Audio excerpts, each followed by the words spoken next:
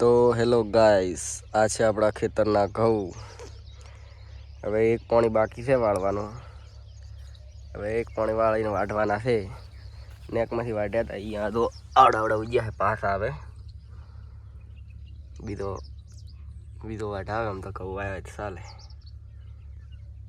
પણ એને કોણા વાઢવા પડે. કહણો બધા કાઢી નાખ્યા છે.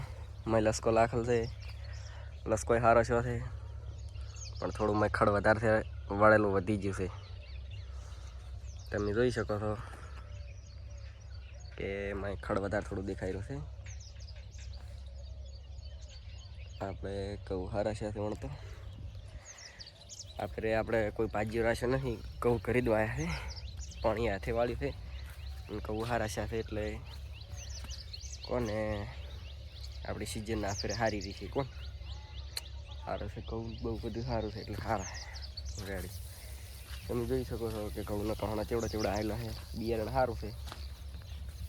મેં લસકો લાશે છે એટલે શું ઘઉં વાઢ્યા ચેડ મેં લસકો વઢાય અને લસકો મેં એકાદ બોરી થાય તો આપણે એમ કે સિઝન આખી વસૂલ થઈ જાય. એમ કે એક સિઝનમાં 2 સિઝન ભેગી આવી જાય. શેડનો ને એવો ખર્ચો ના કરવો પડે બિયારણનો જેનથી. તમે જોઈ શકો છો કે આ બધું કેવા મસ્ત ઘઉં આવેલા છે.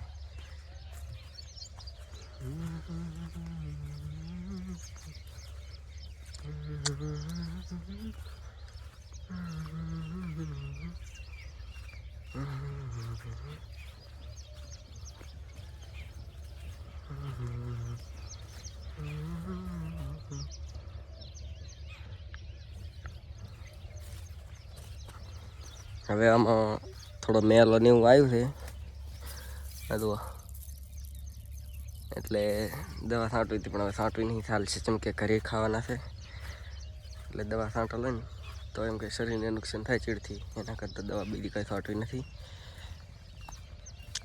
તો હવે એવું નહીં, અસલ જ છે કહું તો.